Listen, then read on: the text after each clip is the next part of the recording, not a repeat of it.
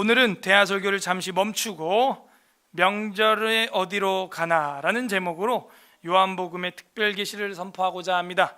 다 함께 따라하겠습니다. 명절에 어디로 가나? 어디로? 우리는 명절에 어디로 갑니까? 오늘도 보면 많이 어디로 갔어요, 그죠? 이게 휴거가 일어난 게 아닙니다. 저랑 여러분은 그런 버림받은 사람들입니까? 휴거가 일어날 때 이거에 버금가는 일들이 일어날 수도 있겠죠. 명절 절기는 그 민족의 무엇을 의미한다 그랬어요? 정체성이라고 우리는 누누이 배워왔습니다. 그래서 이 명절은 그 국가의 교훈이요, 역사며 한편으로는 미래가 되는 것이죠. 사람들은 잊어버리기를 잘하기 때문에 이런 장치를 둬서 기억하기 좋고 기념하기 좋게 만들고 자자손손 그 자녀들이 경험하지 않았어도 잊어버리지 못하도록 명절을 만드는 겁니다. 이스라엘 학살박물관에 가면 용서는 하되 잊지는 말자, 이런 구절이 입구에 탁 새겨져 있어요.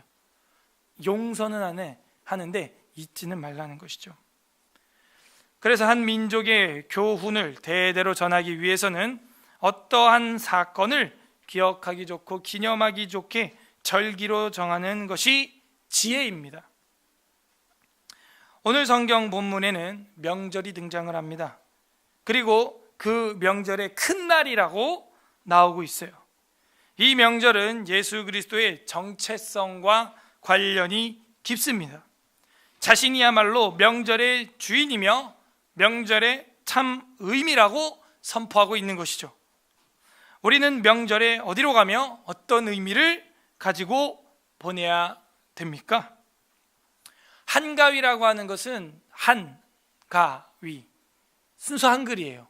크다라는 걸 얘기할 때 한이라고 하는 것이죠. 한강 할 때 큰 강이라는 거예요.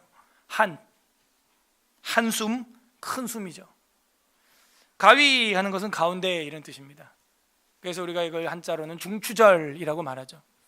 가장 놀기 좋은 그 중심의 계절, 날씨도 좋고 먹을 것도 많고 온도도 괜찮고, 놀기 딱 좋은 그런 날을 말하는 거예요. 그런데 성경에서 나오는 명절 중에서 큰 날이라고 하는 날, 그거야말로 성경에 나오는 한가위 아니에요? 큰 날, 한가위, 가장 큰 중심이 되는 날이라는 것이죠. 부디 오늘 말씀을 통해서 한국 최대 명절을 보내는 이 한가위에 가장 크고 중심이 되는 참 명절을 향하여 전진해 나가는 저랑 여러분의 신앙이 되기를 주님의 이름으로 간절히 소망합니다. 37절, 명절 끝날, 이렇게 되어 있습니다. 명절이에요, 명절. 명절에 우리는 어디로 가야 되나? 예수님의 발자취를 따라가 볼까요? 예수님도 명절에는 예루살렘에 계시는 거예요. 예수님도 명절을 어떻게 했어요? 지켰어요. 저는요, 그래서 우리 기독교인들이 명절이 있어야 된다고 생각하고 절기가 교육학적으로, 기독교 교육학적으로라도 필요하다고 생각해요. 문제는 로만 카톨릭 시절을 지내면서 그 날과 달과 절기가 우상화된 것, 그것은 당연히 배척해야 됩니다. 신약교회도 보면은 날과 달과 월삭과 절기와 안식일과 이런 것 자체를 우상시한 것을 배격하고 있어요. 그러나 예수님을 보십시오. 명절에 어디 계십니까? 명절 끝날 명절을 지키고 계세요. 그러므로 우리가 명절에는 어디로 가야 되냐 살펴보면 교훈이 이거예요. 명절에는 명절을 지키는 곳에 있어야 한다는 것이죠. 부활절에는, 성탄절에는, 추수감사절에는 그 절기를 지키는 장소에 있어야 하는 것이죠. 기독교 명절을 지키는 곳으로 우리는 가야 됩니다. 예수 그리스도께서는 마지막 날까지 명절을 지켰다는 걸 오늘 성경 말씀을 통해서 확인할 수가 있습니다. 그날에 외치면서 말씀하시는 것이죠. 그리고 메시지를 강력하게 전하는 것이죠. 그러므로 내 영혼을 명절되게 하는 곳, 그곳을 찾아서 우리는 가야 된다 하는 것입니다. 명절 끝날에 이렇게 돼 있어요. 곧 큰 날에, 명절 끝날이 큰 날이라고 말하고 있습니다. 왜 명절 끝날이 큰 날일까요? 이 명절이라고 하는 것은 헤오르테스라고 하는 이제 헬라어인데, 이 명절 헤오르테스 축제, 잔치, 페스티벌, 잔치에 잔치, 명절이요. 그래서 예수님이 그 명절을 지키는데 그 명절 끝날까지 있었다 하는 거예요. 끝날은 곧 큰 날이라는 거예요. 잘 생각해 봐요. 어떤 축제 기간이다, 잔치 기간이다 할 때 언제가 제일 하이라이트겠어요? 마지막 날이 하이라이트인 거예요. 마지막 날 제일 중요한 경기를 하고, 마지막 날 제일 중요한 퍼포먼스를 하고, 마지막 날 생각지 않았던 폭죽을 터뜨리고 백두산에 가는 거예요. 마지막 날 제일 좀 대박인 걸 하는 것이죠. 마지막 날이 제일 끝이 좋아야 하는, 끝이 명절 끝날이라고 얘기하는 거죠. 그래서 끝날은 큰 날이 되는 겁니다. 큰 날. 이 명절 마지막 날 제일 뭔가 큰 퍼포먼스와 이슈가 있구나 라는 걸 알 수 있습니다. 그래서 이 끝날, 큰 날, 예수님께서 서서 외쳐 이르시되 누구든지 목마르거든 내게로 와서 마시라, 이런 얘기를 하시는 거예요. 누구든지 목마르거든 내게로 와서 마시라. 여러분, 이거는요 지금 앞에서부터 쭉 이어오는 예수님의 그 정체성에 대한 어떤 그 선포 중에서 하이라이트거든요. 예수님이 내게로 와서 마시라 라는 표현은요 요한복음에 여기 지금 7장에만 나오는 게 아닙니다. 예수님께서 이 앞에서 이야기하시되 6장 55절에도 보면 내 살은 참된 양식이요 내 피는 참된 음료로다. 이 마신다라는 의미, 그런 이야기가 나와요.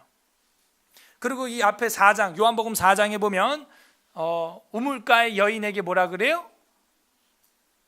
내가 누군지 알았으면 너한테 목마르지 않는 생수를 주겠다, 영원히. 그런 얘기를 하시고, 지금 우리가 보고 있는 이 7장 이게 흘러가면서 보면은 예수님이 계속해서 자기가 누구인가라고 하는 그 선포를 하십니다. 요한복음 우리가 이 앞에 말씀들을 좀 보게 되면은 4장 14절에 보면 아까 제가 말씀드렸던 이야기가 나오죠. 요한복음 4장 14절 내가 주는 물을 마시는 자는 영원히 목마르지 아니하리니 내가 주는 물은 그 속에서 영생하도록 솟아나는 샘물이 되리라. 이런 얘기를 하는 거예요. 자기가 살아있는 리빙 워터라는 것이죠. 생수라는 거예요. 지금 그야말로 자신이 생수라고 이야기를 하고 계십니다. 자, 다시 우리 본문으로 돌아와서 그러는 와중에 예수님이 또 이야기를 하는 거예요. 나는 참 음료다. 나는 영원히 목마르지 않는 생수다. 그러면서 37절에 누구든지 목마르거든 내게로 와서 마시라. 이런 얘기를 하시는 것이죠. 예수님이 누굽니까? 하나님이에요. 설계자예요. 우리의 인생의 설계자이시에요. 그분에게 오면은 모든 게 고쳐질 수 있다는 걸 얘기하고 있는 거예요. 명절에 우리는 어디로 가야 될까요? 바로 그 예수 그리스도께로 가야 된다라고 하는 겁니다. 그래서 우리가 드리는 이 예배는, 또 가정 예배는 차례라고 하는 제사와는 별개예요. 차례라고 하는 제사와는 완전 다른 것입니다. 차례는 조상신에게 무슨 이 땅에 있다 그러면서 귀신이라고 그러면서 무슨 빙의같이 그런 얘기를 하는 거죠. 근데 우리는 그런 개념이 아니고 이 가을 가장 살기 좋은 계절을 주신 분, 풍성한 오곡백과를 주신 분이 여호와 하나님이시다 라는 고백으로 예배를 드리는 거죠. 예배. 차례라고 하지 않아요. 그래서 이 명절에 우리는 어디로 가야 되느냐? 우리의 마음만큼은 예수 그리스도께로 가야 돼요. 왜? 그분이 목마르거든 내게로 와서 마시라 라고 말했기 때문입니다. 우리는 이게 별로 와닿지 않아요, 이 명절에. 그러면 왜 이 목마르거든 이라고 말씀하셨냐면 초막절의 의식을 우리는 공부해야 됩니다. 초막절은요, 유대 절기 중에서 가장 큰 절기죠. 초막절, 장막절, 수장절 다 같은 말입니다. 초막을 쳐놓고 거기서 캠프를 하는 거예요. 텐트를 치고. 그리고 먹을 것을 다 수장하고 저장합니다. 포도를 따서 즙을 짜서 저장을 하는 거예요. 우리로 하면 김장절, 겨울을 대비하는 것이죠. 수장, 김장 하는 거예요. 그래가지고 그걸 잘 담그는 것입니다. 그러고 나서 이제 한 해 농사가 무사히 끝났다, 에라디어 하면서 잔치를 하는 것이죠. 강강수월래 하는 것이죠. 그래서 성전 남동쪽에 실로암 못에 물 공급하는 곳이 있어요. 기온샘이라고 있습니다. 그 샘으로 아침마다 가요. 이거 유대력 7월 10일부터 15일부터 7일간 지키고 8일째는 잔치라고 끝나는 8일짜리 명절인데, 이걸 7일 내내 가서 기온샘에서 아침마다 물을 떠오는 행렬이 이어집니다. 어떤 퍼포먼스죠. 생수는 귀한 거예요. 그래서 그 물을 떠다가 가지고 와서 반석에 부으면서 전제와 같이, 전제가 뭐예요?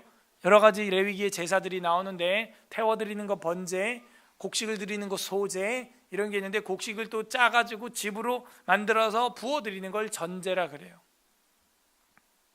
그러면서 할렐 찬양이라고 하는 시편 113편부터 118편을 부릅니다. 오늘 우리가 4편과 우리는 23편을 불렀죠. 그 시편을 말하는 거예요.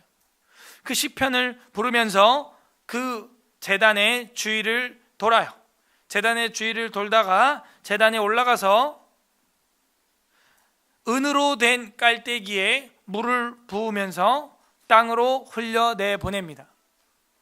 깔때기가 있으면요, 거기다가 이 전제를 쫙 부는 거예요. 그러면 이게 쫙 모여요. 다 모여가지고 제단으로 흘러내려서 땅으로 흘러내리게 되어 있습니다. 이거를 7일 동안 하고 7일째 되는 날에는 7번이나 그거를 하게 됩니다. 7일째 되는 날에는 몇 번 한다고요? 7번 하게 돼요. 어떤 면에 있어서는 여호수아 여리고성 전투를 상기시키는 면이 다분히 있습니다. 이건 뭘 말해요? 완벽한 승리가 여리고 전투였다면, 완벽한 갈증을, 우리의 삶의 갈증을 해소해 주시는 분은 여호와 하나님이시다, 그가 보낼 메시아다라고 하는 유대인들의 역사적인 어떤 절기예요. 이거는 유대인 사전을 살펴보면 충분히 여러분이 이 절기에 대해서 알 수 있습니다. 그럼 이 명절이 초막절인 건 어떻게 알았느냐? 이 7장 2절에 나와 있으니까요. 7장 2절에 유대인의 명절인 초막절이 가까운지라, 최고의 명절이죠. 초막절, 장막절, 수장절, 김장절, 마지막 최고의 풍성한 절기란 말이에요. 우리로 하면 한가위, 기독교적으로 하면 추수감사절, 땡스기빙 데이가 되는 거죠. 그래서 이 절기의 마지막, 제일 중요한 7번 물을 들이붓는 그 시간, 그때 가장 큰 축제예요. 그리고 이날 밤에는 뭘 하냐면, 여인들의 뜰이라고 하는 성전 앞마당에서 여인들이 등불을 딱 켜놔요. 그 뜰 코너에다가 등불을 켜놓고 올라이트를 하면서 춤을 추고 놉니다. 여러분도 MT를 가면, 수련회를 가면 마지막 날 밤은 대체로 어떻게 돼요? 잠을 안 자요. 올라이트를 하고 놉니다. 예. 그 불을 끄지 않아요. 그때 예수님이 뭐라 그러냐면, 나는 세상의 빛이니라, 이렇게 말씀하시는 거예요. 그 의미를 우리는 이 역사적 주해라 그러죠. 개혁주의 장로교회 성경 해석학 방법이 3가지 있는데, 여러분 기억나십니까? 문법적 해석, 그 다음 뭐예요? 역사적 해석, 그 다음 뭐예요? 신학적 해석이 있어요. 그래서 성실한 역사적 해석을 해야 이 메시지가, 예수님이 선포하는 이 말씀이 유대인들에게 그 당시 얼마나 큰 충격이 됐는지를 우리는 측정해 볼 수 있어요. 가장 마지막 날, 큰 날, 이런 엄청난 생수 페스티벌과 올라이트를 하는 빛축제가 있는 이 마지막 날에 예수님이 이런 말을 하는 거예요. 내게로 와서 마셔라. 그리고 이 다음 장 8장만 넘어가도 나는 세상의 빛이니, 이런 말을 하시는 거죠.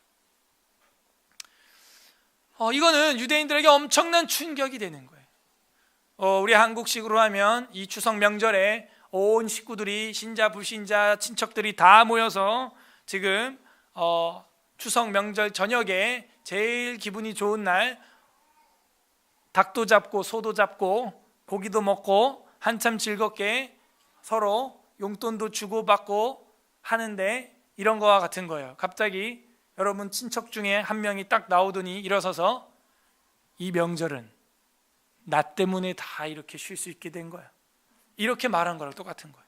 충격이 되죠. 무슨 망발이냐 저게. 예수님이 내게로 와서 마셔라, 제단에 지금 물을 붓는 날이에요. 올라이트 하는 날이에요. 내가 세상의 빛이다. 충격인 거죠. 우리는 명절에 어디로 가야 되는가? 예수님이 말씀하고 있어요. 내게로 와라. 비단 우리 한국에서 생긴 한가위라고 하는 이 추석도 가만히 생각해 보면 누구 덕에 쉬고 있는 거예요? 누구 덕에 이 오곡백과를 먹고 있는 겁니까? 누구 덕에 이렇게 풍성한 살찐 기름진 음식을 먹게 되는 거예요? 우리 엄마 아빠가 농사져서 천만의 말씀, 우리가 아무리 쌀 농사를 지고 김 농사를 바닷속에다가 하고 양식업을 한다고 한들 그 온도와 비와 날씨와 바람이 제대로 맞아 떨어지지 않으면 그 농사는 끝나는 겁니다. 끝나는 거예요. 김 농사를 짓는다, 바닷속 해수면 온도가 23도 4도 맞아야 되는 겁니다. 안 그러면 김 씨앗은 뿌릴 수 있을지 모르지만 농사는 끝나는 거예요. 제 아무리 인간들이 씨앗을 뿌리고 비료를 준다고 해도 이 전체 만물이 우리에게 협업해 주지 않으면 끝나는 겁니다. 쉬운 말로 하나님이 보호하사 우리나라 만세가 돼야 되는 거죠. 예수님이 말합니다. 너네 이렇게 큰 명절 끝날까지 지킬 수 있었던 거 다 내 덕이야. 내게로 와서 마셔라. 명절에 우리는 어디로 가야 됩니까? 첫 번째는 기독교 명절을 지키는 곳에 마음을 둬야 됩니다. 두 번째는 예수 그리스도께로 가야 됩니다. 물론 오늘 이제 또 고향으로 가족들에게, 부모님에게 가야죠. 가면서도 뭘 가지고 가야 돼요? 예수 그리스도를 사랑하는 마음으로 가야 되는 거예요. 어제도 전화가 왔습니다. 저한테 우리 교회 성도들도 저랑 여러 가지 신앙생활 하면서 희노애락을 함께 하지만 다른 교회에서도 전화가 많이 와요. 저랑 직접적인 교회 관계가 없는 분들도. 그래서 오랜만에 어떤 분이 전화가 왔는데, 제가 교회를 개척했을 때 사당동에서 인테리어를 해주신 분이에요. 그냥 자기 봉사로, 무료로. 참 잊지 못하는 집사님이 한 분 계십니다. 지금은 저기 강남 자곡동 쪽에서 그 이삭 토스트를 판매하시고 계시는 그런 집사님이신데 남자분이세요. 오랜만에 또 전화가 와서 어저께 저한테 근심 아닌 걱정을 이야기하시는데, 오랜만에 이제 아버지를 만나러 갑니다. 저보다 한참 나이가 많은 집사님이세요. 아이들이 이미 20대 중반이 됐으니까. 그러면서 네 아버지를 만났을 때, 아버지도 연세가 많으셔서 오래 이야기를 못하고 길어야 30분인데 30분 동안 전할 수 있는 이 에스라 성경 강좌나 아니면 어떤 성경 말씀이 있겠습니까? 그래서 제가 다른 건 할 수 없고 구약의 상관관계나 아니면은 모세의 유언에 대해서 이야기하면서 성경을 배워야 한다라고 강조해야 될 것 같다. 그런데 그 사람이 비그리스도인이라면은 그런 얘기도 의미가 없고, 그것보다도 하나님은 계시는가라고 하는 주제로 하나님은 계신다, 설계도가 있으면 설계자가 있는 게 상식 아니냐, 이런 이야기를 좀 했으면 좋겠다. 이 세상 만물에 설계도가 없는 게 뭐가 있냐. 생명체도 다 설계도가 있고 물건도 다 설계도가 있으니 설계도가 있으면 설계자가 있는 거 아니냐. 저 사과를, 배를 설계하신 분이 누구냐, 열매를 따게 하시는 분이 누구냐 이거예요. 이번 주에도 도토리를 따러 뒷산에 아이들이랑 갔었는데 그 도토리 누가 그렇게 딱딱한 열매를 맺히게 하냐 이거예요. 신기하게. 그래서 그 창조주 하나님에 대해서 이야기를 하시는 게 제일 중요하고, 그 창조주가 우리를 고쳐주기 위해 오신 설계자인데 그분이 예수 그리스도다. 그 예수 그리스도께서 우리의 고장난 영혼을 고쳐주러 오셨다. 그걸 전하시고 기도해 드려라 아버지에게, 그런 얘기를 했어요. 이 명절에 우리는 어디로 가고 무엇을 가지고 가야 됩니까? 바로 예수 그리스도께 우리가 먼저 가야 되고, 그 주님을, 그 사랑을, 복음을 들고 일가 친척들에게 가야 되는 것입니다. 이젠 주님을 만나 차례가 아닌 예배를 드리고, 그죠? 조상 귀신이 아니라 여호와 하나님을 영접하는 그런 일이 일어날 때, 이게 참 개인의 명절이 되는 거예요. 그 사람의 영혼을 진정 자유케 하는, 진정 쉬게 하는 명절이 되는 것이죠. 그래서 유대인들의 이 초막절을 우리가 이해하는 마음으로 뭔가 여러분은 기도해야 돼요. 여러분 친척들이 모여 이 한가위에서 무엇을 가장 금과 옥조처럼, 무엇을 가장 하이라이트로 여기고 있는지 잘 보세요. 그리고 그때 이야기해야 됩니다. 예수 그리스도께서, 하나님께서 이걸 주지 않으면 우리가 누릴 수 없다. 이걸 선포해야 돼요. 28절, 요한복음 7장 28절. 나를 믿는 자는 성경의 이름과 같이 그 배에서 생수의 강이 흘러나오리라 하시니라. 이렇게 되어 있습니다. 그 성경은 구약 성경 대체로 이사야서를 말하고 있어요. 다윗의 구원의 우물물에서 우물물을 퍼가라 라든지, 아니면 이사야 55장에 보게 되면은 돈 없는 자도 와라, 값없이 와서 포도주와 젖을 먹어라, 목마른 자들아 물로 나오라, 이런 얘기들이 이사야서에 거의 독점적으로 많이 나옵니다. 그래서 나를 믿는 자는 성경의 이름과 같이 라고 말하고 있어요. 그 배에서 생수의 강이 흘러나오리라 했습니다. 이 생수의 강은요, 먼저 예수 그리스도의 배에서 흘러나온 것입니다. 그리고 저랑 여러분에게 의해 전가가 된 것이고, 그리고 그 예수 그리스도의 생수의 강, 그것은 요한계시록에 보게 되면 보호자에 계신 이로부터 생명수 강이 흘러나오고 있다라는 것을 이렇게 성경 전체에서 우리가 확인할 수 있어요. 에덴 동산으로 말하자면은 주님이 처음 주셨던 그 4개의 강줄기와 같은 것이죠. 그래서 나를 믿는 자는, 일단 예수님께로 오라고 두 번째는 그랬죠. 그래서 예수님께 왔어요. 그리고 그 예수님을 설계자로, 내 인생의 참 명절로 믿는 자는 성경의 이름과 같이 이렇게 되어 있습니다. 그러므로 명절에 우리들은 어디로 가야 됩니까? 명절에는 진짜 말씀 안으로 들어가야 되는 거예요. 명절에는 성경 안으로 들어가야 되는 것입니다. 우리가 이 명절을 지내면서 이 명절의 참 의미가 뭐냐? 성경 안으로 들어가야 되는 거예요. 성경 안으로. 이 한가위라고 하는 것, 추수감사절인데 이게 무슨 의미인가? 초막절인데, 구약으로 치면 초막절은 무슨 의미인가? 성경 안으로 들어갈 때 그 명절이 명절되는 것이죠. 초막절은 애굽에서 탈출한 이스라엘 백성들의 그 구원의 서정, 구원의 역사의 과정을 기념하고 기억하라고 하는 거죠. 오늘날도 그래서 이 유대인들은 초막절을 지켜요. 얼기설기 어설프게 초막을 지어놓고 하늘이 다 보이게 만들어요. 그리고 나서 거기 누가 먼저 제일 들어가냐? 제일 먼저 누가 들어가냐? 아이들 먼저 들어가라 그러는 거예요. 아이들 먼저 들어가라 그래가지고 그 아이들이 거기서 자기 엄마 아빠 할아버지들이 광야에서 이런 곳에서 생활을 하셨구나 하면서 배우는 겁니다. 역사를 기억하게 하시는 거죠. 그래서 우리도 어떤 그런 명절들이 필요해요. 성경 안으로 들어가는 명절. 그래서 내일부터 에스라하우스에서는 성경 강좌가 창세기부터 요한계시록까지 진행이 됩니다. 저도 가려고 그랬는데 그 숙소가 안 되는 것 같아요. 그 아이들 그 숙소를 좀 달라고 사모님이 원래 오면은 게스트룸을 주겠다 그랬는데 집회 중에는 그게 어렵다 그러고 평일에는 오면 준다 그 얘기였는데 그걸 서로 사인이 안 맞아가지고 집회 참여는 좀 아이들이 커야 가능할 것 같다라는 생각이 드는데, 어쨌든 여러분도 그런 의지를 가지고 있어야 돼요. 명절에는 어디로 가야 됩니까? 성경 안으로 들어가야 됩니다. 초막절은 말씀의 절기입니다. 이 초막절에는요, 성경을 배우라고 모세가 신명기 31장 9절에서부터 명령을 했어요.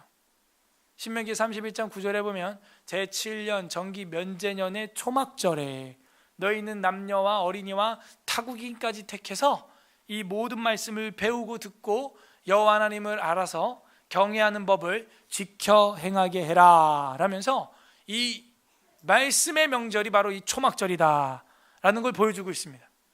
7년에 한 번을 하더라도 그렇게 해달라는 거예요. 명절에 우리는 어디로 가야 됩니까? 성경 안으로 가야 됩니다. 성경이 있는 곳으로 가야 되는 거예요.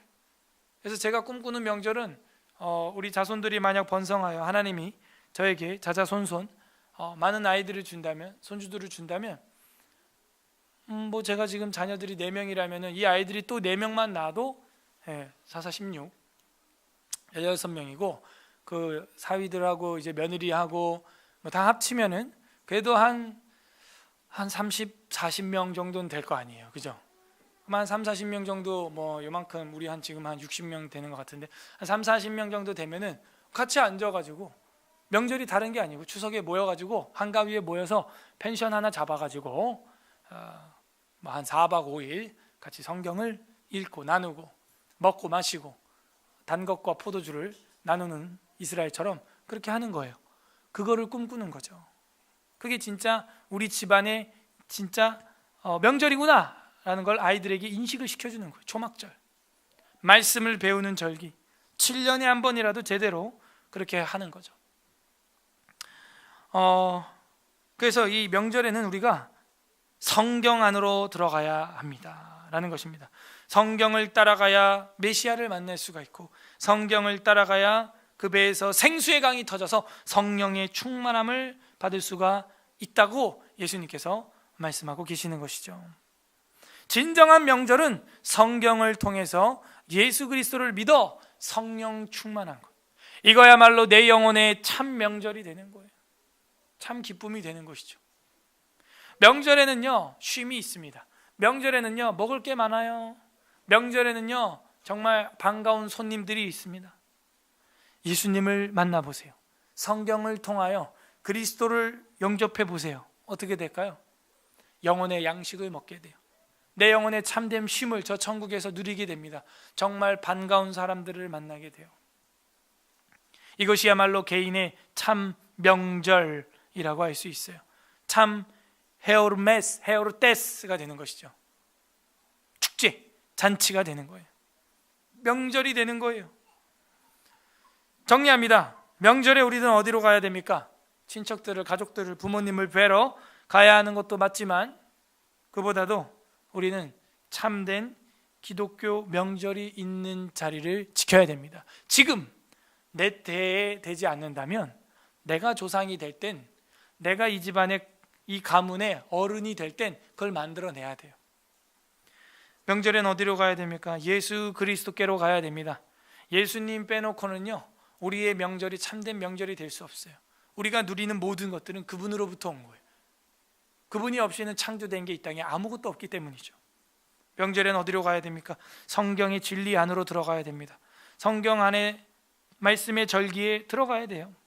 그래서 그것을 통하여서 우리를 구원하시고 우리를 이끄시는 참된 명절을 주시는 분, 나의 안식과 나의 영혼의 양식과 참된 쉼과 정말 반가운 사람들을 만나게 해주시는 분이 누구냐? 바로 그 주님이시다. 내 개인의 참 명절을 주시는 분이시다. 이거를 우리는 성경 안으로 들어가서 확인해야 하는 것입니다. 그래서 39절에 보면요 이게 성령이라고 나오는데요, 이는 그를 믿는 자들이 받을 성령을 가르쳐 말씀하신 것이라. 예수께서 아직 영광을 받지 아니하셨으므로 성령이 아직 그들에게 계시지 아니하셨더라. 이건 뭐냐면 아직 오순절 사건이, 성령이 강림하는 사건이 일어나지는 않았다라는 걸 보여주고 있죠.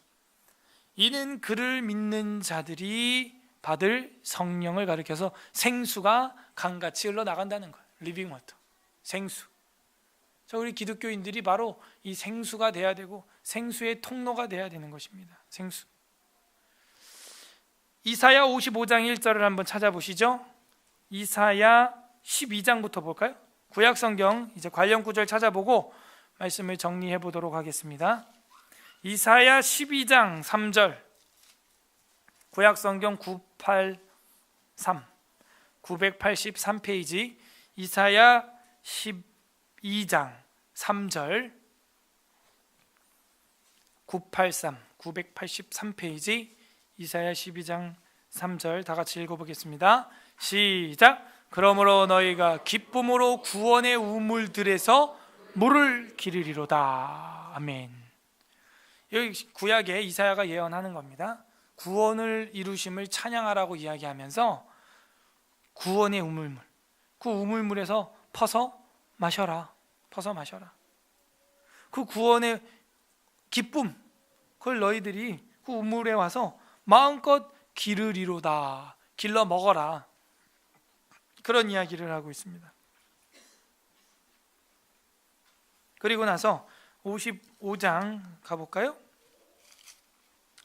1절 이사야서 55장 1절 1036페이지 1036 1036페이지 이사야 55장 1절 다 같이 합독하겠습니다. 시작. 오라 너희 모든 목마른 자들아 물로 나오라. 돈 없는 자도 오라. 너희는 와서 사 먹되 돈 없이 값 없이 와서 포도주와 젖을 사라 하는 거예요. 그래서 이 목마른 자들, 돈 없는 자도 와라. 값 없이 와서 마음껏 이 은혜의 우물물에서 퍼 마셔라 하는 거예요. 우리가 예수님 믿는데 돈 들지 않아요. 예수님은 내 마음에 영접하면 되는 겁니다. 믿으면 되는 거예요. 기독교 명절이 있는 곳에 가는 것입니다. 예수님께로 가는 것입니다. 누구든지 목마르거든 내게로 와라. 예수님이 초대하고 계세요. 성경 안으로 들어가야 됩니다. 가정 환경이 어려운 분들은 이 명절이 더 쓸쓸한 날이기도 하죠. 사실 쓸쓸한 날이기도 하죠. 연말 연시가 될수록 더 극한의 외로움을 느끼죠. 그때 주님이 말합니다. 내게로 와라. 내가 모든 것을 만족하게, 흡족하게 갈증을 해소해 주겠다. 값없이 와라. 돈 없어도 와라. 이런 말씀을 하세요. 다음 절에도 보면 너희가 어찌하여 양식이 아닌 것을 위하여 은을 달아주며 배부르게 하지 못할 것을 위하여 수고하느냐. 말은 무슨 말이에요? 이거는 내가 참된 양식이다. 내가 생명의 떡이다. 그런 말씀을 하시는 거죠. 요한복음 우리가 4장 14절은 읽었으니까 요한계시록 22장 17절 가보겠습니다. 우리 성경 마지막 책 계시록 22장 요한계시록 22장 17절 마지막 장입니다. 요한계시록 22장 17절 성경 마지막 페이지 요한계시록 22장 17절 합독합니다. 시작. 성령과 신부가 말씀하시기를 오라 하시는도다. 듣는 자들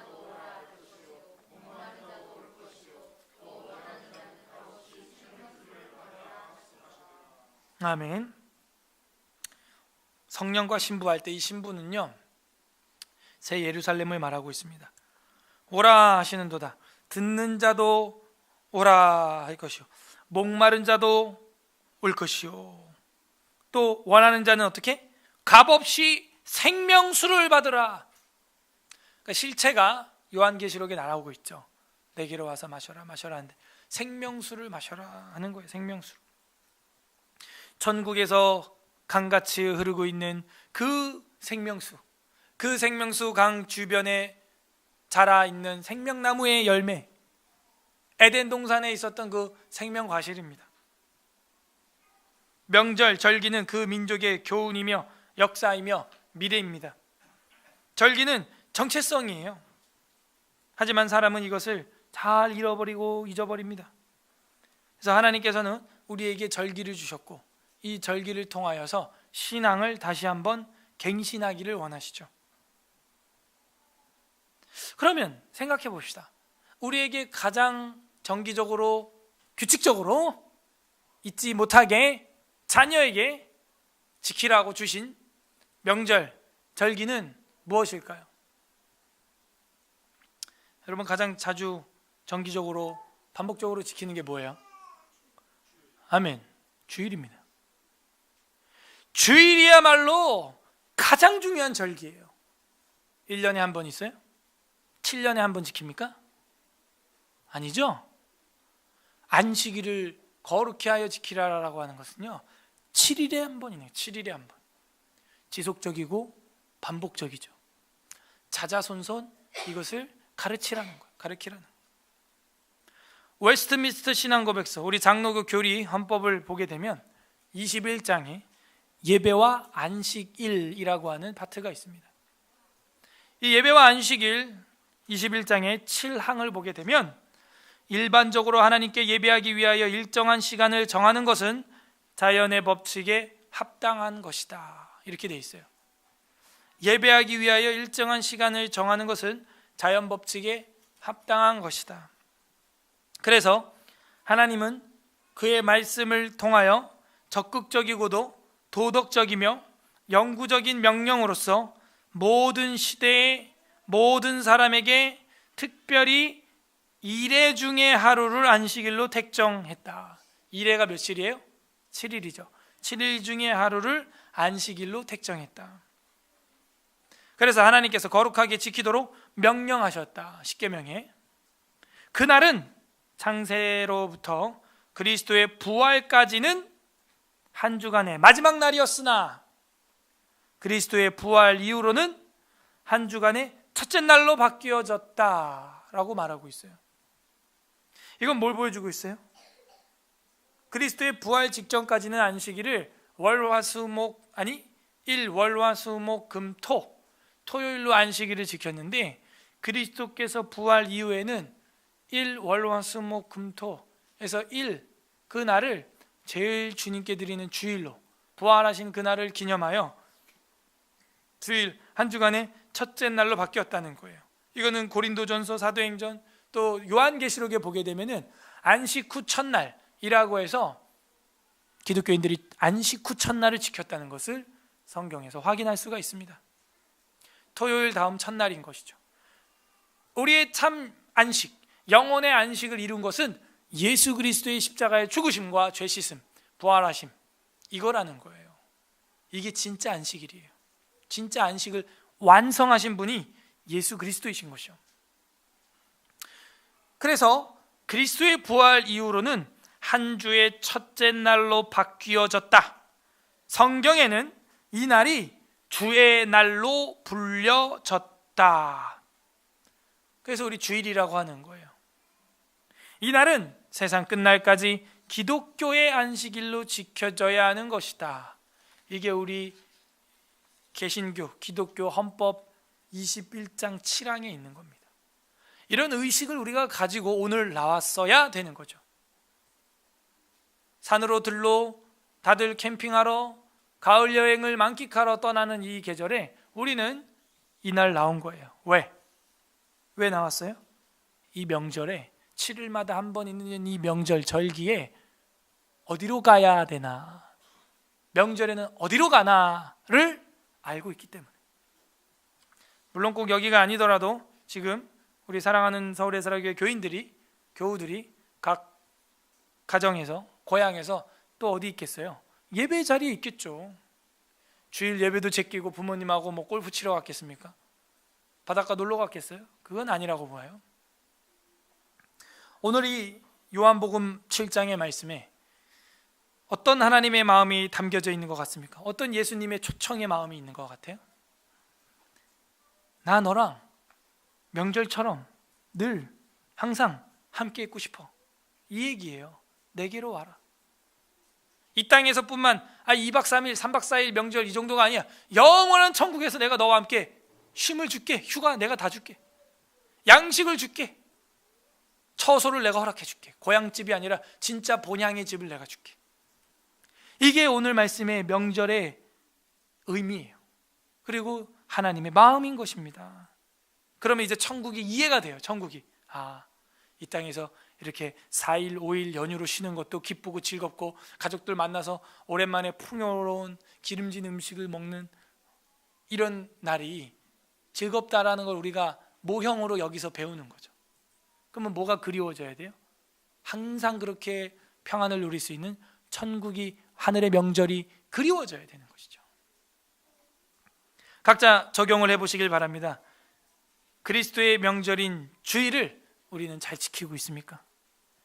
그리고 기독교 절기들을 통하여 하나님의 말씀 안으로 들어가려고 부단히 노력을 하고 있습니까? 끝맺겠습니다. 우리의 구원자 예수 그리스도께서는 명절의 핵심, 명절의 주인공이 되십니다. 고린도전서 5장 7, 8절 보고 마치겠습니다. 고린도전서 5장 7절. 고린도전서 5장 7절 보세요. 신약성경 268 페이지. 고린도전서 5장 7절 8절 우리 두 절을 보려고 합니다. 7절 먼저 읽어주시겠어요? 다 같이 합독하겠습니다. 고린도전서 5장 7절 시작. 너희는 누룩 없는 자인데 새 덩어리가 되기 위하여 묵은 누룩을 내버리라.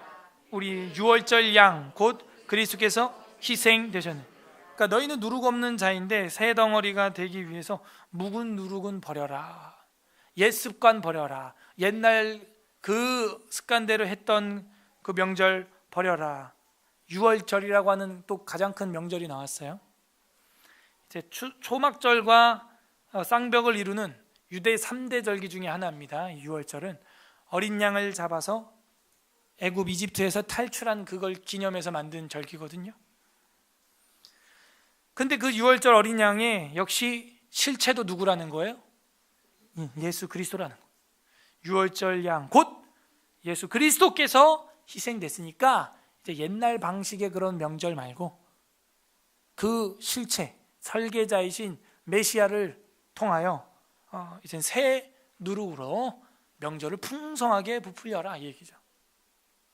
아까 그 초막절이랑 일맥상통하죠. 너희 물 그렇게 제단에다가 전제로 들이붓는데 됐고, 너희가 그렇게 기다리던 물 부으면서 제사 드렸던 핵심은 바로 나야. 내게로 와서 마셔라 이 얘기랑 똑같죠. 내가 이제 어린 양이고 새 누룩이다 이런 얘기를 하면서 8절 다음 절 보겠습니다. 다 같이 합독합니다. 시작. 이러므로 우리가 명절을 지키되 묵은 누룩으로도 말고 악하고 악의에 찬 누룩으로도 말고 누룩 없이 조직 순전함과 진실함의 떡으로 하자 이렇게 나오죠.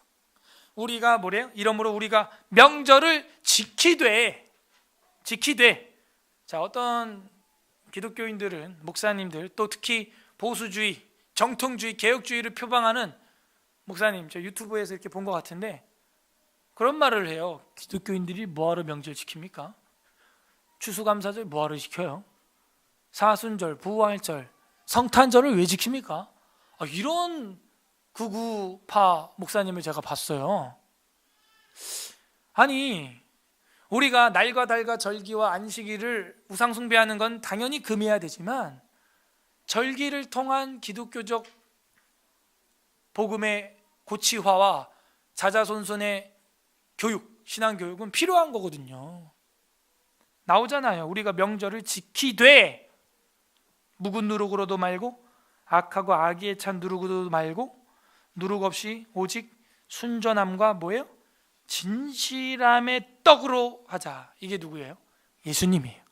누룩 없는 진실함의 떡으로 하자. 언제? 우리가 명절을 지키되 명절, 즉 명절의 생수, 명절의 양식, 명절의 안식, 명절의 어린 양, 명절의 떡, 그 모든 것의 실체는 누구로 집약되고 요약돼요? 예수 그리스도로 요약된다는 것을 보여주고 있는 거죠. 우리 명절에 어디로 가야 되냐? 바로 이분에게 가야 돼요. 송편떡을 먹는 게 아니고요. 이 진실함의 떡, 그리스도. 내가 지금 송편떡을 먹는 이 순간도 누구 덕이에요? 이게 주 예수 그리스도의 덕이구나. 그분의 살과 피를 먹었으므로 내가 오늘 또 이 육의 양식이 내게 의미가 있는 거구나. 이제는 오직 순전함과 진실함의 떡으로 여러분은 이제 오늘 명절을 보내셔야 돼요. 알록달록 맛있는 송편을 드실 때도 내 인생의 순전함과 진실함의 떡, 그분이 이 명절을 묵은 누룩이 아닌 새 것으로 지낼 수 있게 해주셨구나. 초막절의 특징은요, 이 상번제 시 전제의 격식을 따라서 제사장들이 그렇게 물을 퍼와서 드리는 거라고 했습니다. 이러한 풍습은 초막절 이후에 시작되는 우기와 연관성이 다분히 있다고 학자들은 추정하고 있어요. 초막절 이후에 이어지는 우기와 관련해서 이걸 이해를 한다면 그 마지막 날에 이스라엘 백성들을 광야에서 인도하사 뭐예요? 반석에서 물을 터뜨린, 바위에서 물을 터뜨려서 그들의 목을, 갈증을 해소해 주신 그 하나님의 은혜를 또 상기시키는 그런 시점이 되는 것입니다. 그래서 그 광야의 바위를 쳐서, 반석을 쳐서 물을 내사 갈증을 해결하게 한 것을 기념하여 의식적으로 이제는 물을 붓는 행렬로 이 명절이 이어지게 된 것이죠. 이 상황에서 예수님께서는 자신이 바로 그 생명수가 된다라고 선포를 함으로 유대인들에게 충격을 주는 거예요. 엄청난 충격파가 됩니다. 그게 부디 이 명절에 단순히 노는 것이 아니라 내 영혼의 명절의 진수를 보여주시고 내 영혼의 명절에 어디로 가야 할 바를 인도해 주시는 예수 그리스도께로 가므로 우리의 속사람, 우리의 영혼이 참된 안식을 누리고 참된 양식을 먹으며 참된 내 영혼의 명절을 누리는 우리 서울에스라교회 성도님들이 되시기를 주님의 이름으로 간절히 소망합니다. 우리는 명절에 어디로 가야 됩니까? 이 시간 우리 말씀을 생각하면서 같이 기도하는 시간을 갖겠습니다. 첫 번째, 하나님, 우리가 이 명절에, 특히 또 기독교 명절에 우리가 이 절기들, 이 시간에 정말 명절이 지켜지는 곳으로, 기독교적으로 명절이 지켜지는 곳으로 7일에 한번 하나님의 아들 독생자 예수 그리스도의 부활하심을 기념하는 그 절기가 있는 교회로 주일을 지키며 갔었어야 됐는데 우리가 성실하지 못했습니다. 예수 그리스도께서 누구든지 목마르거든 내게로 오라 말씀하셨지만 성실하지 못했습니다. 성경 안으로 들어가는 참된 명절을 보냈어야 했지만 성경 안으로 들어가지 못했고 먹고 마시고 육신을 즐기기에만 급급했습니다. 우리의 죄를 용서하여 주시옵소서. 우리 회개하는 기도 올렸으면 좋겠고요. 두 번째로는 육신적인 명절을 보내는 것이 아니라 그런 썩은 묵은 누룩으로 이 잔치를 보내지 아니하고 이제는 새 누룩으로 진정한 우리 명절에 진실한 떡, 순전한 떡이 되시는 예수 그리스도의 그 참된 양식, 음료, 그분의 살과 피를 묵상하는 천국의 안식을 모형적으로 누리는 이 안식이 명절이 될 수 있도록 우리 기도했으면 좋겠습니다. 세 번째로는 우리가 기도할 때 하나님, 이 명절에 우리 믿지 않는 친척들, 가족들도 만납니다. 그들에게 사랑의 향기를 전하게 하시고 우리의 언행 심사를 통하여서 수고스러운 섬김을 통하여서 그들에게 하나님의 향기를, 참된 명절의 기쁨을, 또 함께 영원한 안식인 천국에 갈 수 있도록 우리 이 명절의 가족들을 위하여 같이 회개하는 기도와 간구하는 기도와 결단하는 기도 올려드리도록 하겠습니다. 기도하겠습니다. 하나님 아버지, 감사드립니다. 저희들로 하여금 참 명절에 어디로 가야 하는지, 우리의 마음이 가야 할 바를 지도해 주시니 감사드립니다.